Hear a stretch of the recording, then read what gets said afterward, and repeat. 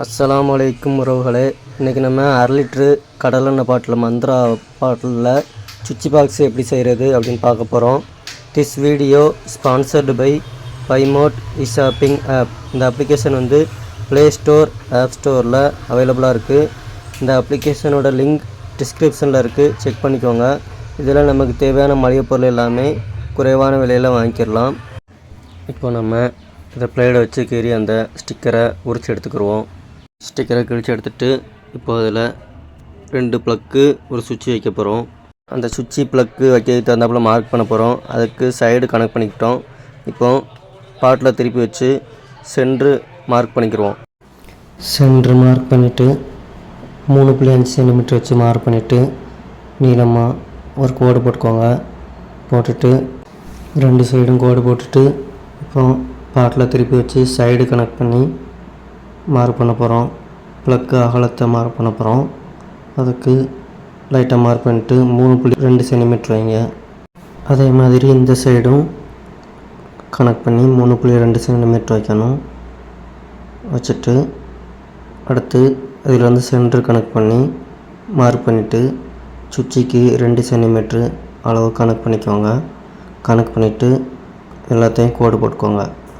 கோடு போட்டுட்டு இப்போ அதில் இன்ட்டு போட்டுக்கோங்க. அந்த 3 இதுலேயும் நம்ம கட் பண்ணி எடுக்கணும். பிளேடை வச்சு அந்த கோட்டுக்கு நேரம் கரெக்டாக வச்சு கட் பண்ணி எடுத்துக்கோங்க.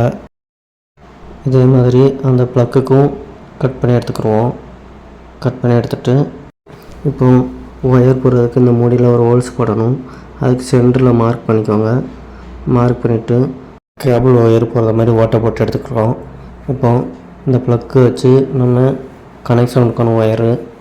இப்போ இடத்துல வந்து கனெக்ஷன் கொடுத்துட்டு பாக்ஸில் வச்சு பார்த்து எக்ஸ்ட்ரா கொஞ்சம் ஒயர் விட்டு கட் பண்ணிக்கோங்க. ஏன்னா அடுத்தாப்பில் ப்ளக்கு மாற்ற வேண்டிய இருந்துச்சுன்னா நம்ம ஒரு ப்ளக்கை கழட்டும் போது ஒயரு கரெக்டாக இருக்கும்.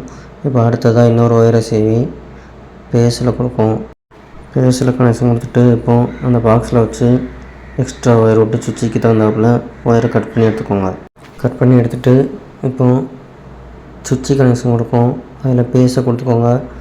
இந்த ஃபஸ்ட்டு ப்ளக்கில் கொடுத்த மாதிரி 2 கனெக்ஷனு இன்னொரு ப்ளக்கில் கொடுத்து கனெக்ஷன் பண்ணி எடுத்துக்கோங்க. பேஸ் நியூட்ரல் கரெக்டாக கனெக்ட் பண்ணிக்கோங்க. அடுத்து இந்த ப்ளக்கெல்லாம் வச்சு பார்க்கும் கரெக்டாக செட் ஆகுதான்னு. கரெக்டாக செட் ஆகுது.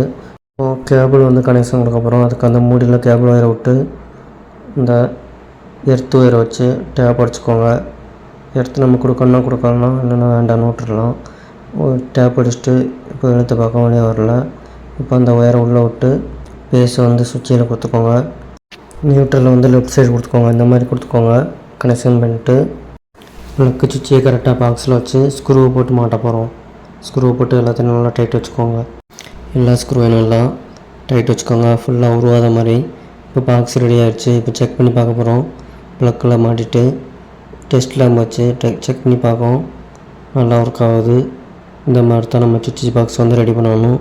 இந்த வீடியோ பிடிச்சிருந்தா லைக் பண்ணுங்கள், ஷேர் பண்ணுங்கள், சப்ஸ்கிரைப் பண்ணுங்கள். மறக்காமல் பெல் பட்டனை கிளிக் பண்ணிக்கோங்க. தேங்க்ஸ் ஃபார் வாட்சிங்.